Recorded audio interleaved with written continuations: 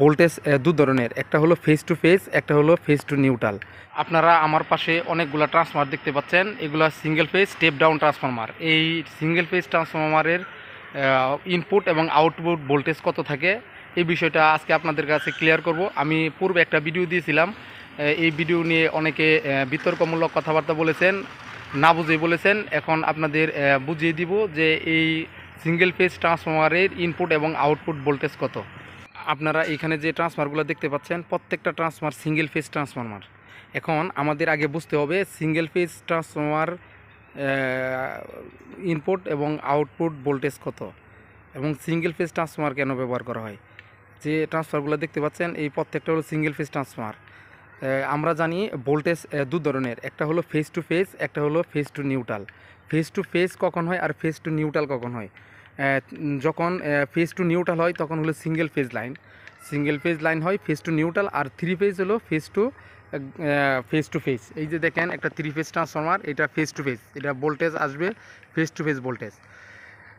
এখন আমার phase to phase voltage না, আমি যেহেতু সিঙ্গেল ফেজ ট্রান্সফার নিয়ে কথা বলতেছি আজকে, আমি ওই সিঙ্গেল ফেজ ট্রান্সফার নিয়ে কথা বলবো। কারণ এরকম একটা ভিডিও আমি পূর্বে দিয়েছিলাম সিঙ্গেল ফেজ ট্রান্সফরমারের। অনেকেই ভোল্টেজগত সমস্যা বলেছেন যে ভোল্টেজ 11,000 হলো না কেন। এই জন্য বললাম যে এই যে সিঙ্গেল ফেজ ট্রান্সফরমার, এটা হলো এসটি সাইট, আপনার এসটি সাইট দিয়ে ঢুকবে হলো 6,350। আর এই যে এলটি সাইট, এটা হলো এলটি সাইট, এই এলটি সাইট দিয়ে বের হবে 240। এখন আপনাদের কথা থাকতে পারে যে আপনারা শুনছেন 440 ভোল্টেজ, তাইলে 440 ভোল্টেজ কোনটা? এবং 11,000 ভোল্ট ইনপুট হয়, 440 ভোল্ট আউটপুট হয়, তাহলে এইটা 6,350 কেন, এবং ইনপুট 6,350 কেন, এবং আউটপুট 240 কেন? এটা হলো, এখন আপনাদের বুঝতে হবে আগে যে phase to phase, phase to neutral. আপনারা জেনে রাখবেন যে ফেজ টু ফেজ যে ভোল্টেজ, ফেজ টু ফেজ হয় শুধু একমাত্র থ্রি ফেজ সংযোগের ক্ষেত্রে। এই যে দেখছেন এটা একটা থ্রি ফেজ ট্রান্সফরমার, এই থ্রি ফেজ ট্রান্সফরমারের ক্ষেত্রে ফেজ টু ফেজ ভোল্টেজ পাবেন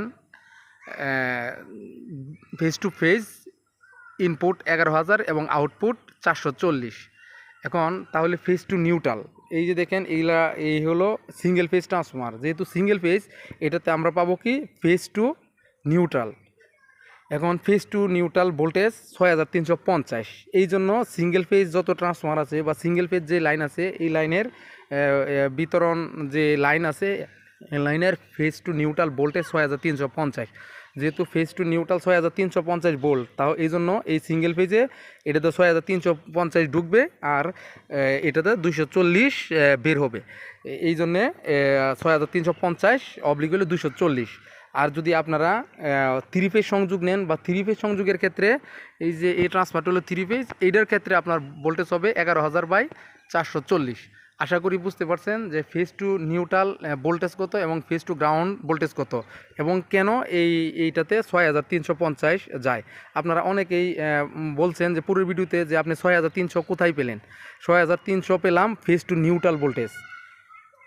যদি ফেজ টু ফেজ হতো তাহলে 11,000 হতো, যেহেতু ফেজ টু নিউট্রাল সেহেতু 6,350। আশা করি বুঝতে পারছেন।